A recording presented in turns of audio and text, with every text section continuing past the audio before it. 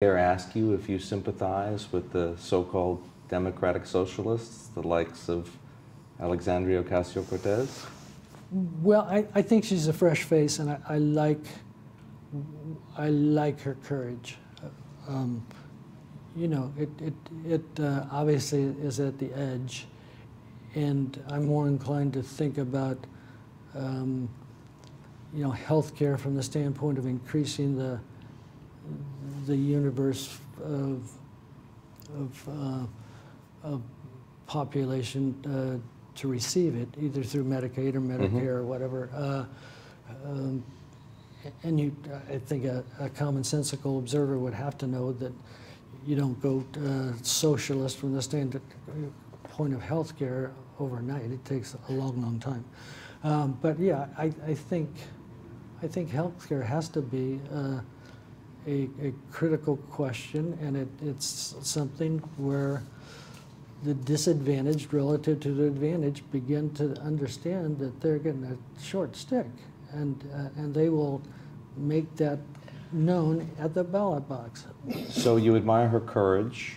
Do you admire her ideas about healthcare or beyond? Do you agree that, for example, taxes on the wealthy need to be higher so the government can act as more of a redistributionary actor?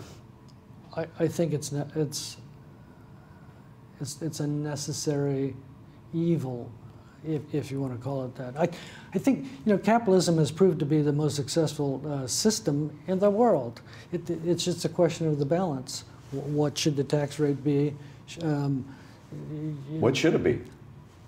It should be higher than it is. No, it shouldn't be where it was in the Kennedy era, but it should be even higher if nobody than it paid is. that rate.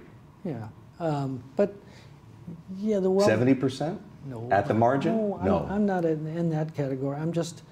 I just think Trump took it too far, and we need some balance, and maybe it should be in the form of a larger deficit. Maybe you don't have to increase tax rates. Maybe you can keep the engine going from the standpoint of corporations by keeping tax rates where they are.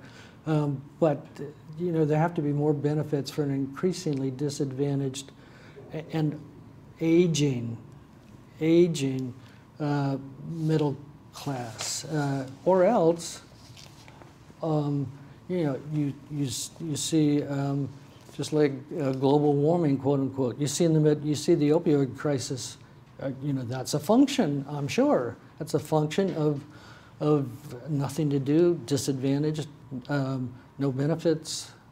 What else would an unreasonable person do but turn to drugs? They do. That happens. It's a scary thought. Yeah. So, you know, a good economic system, you know, balances benefits, as well as continues to maintain incentives for people and for corporations that want to succeed and can generate you know, productivity and technological progress. So you need that, but you also need, on the other side, you need to balance the benefits so that things don't happen. They will happen. It's just a question of time. It's just like global warming. It will happen.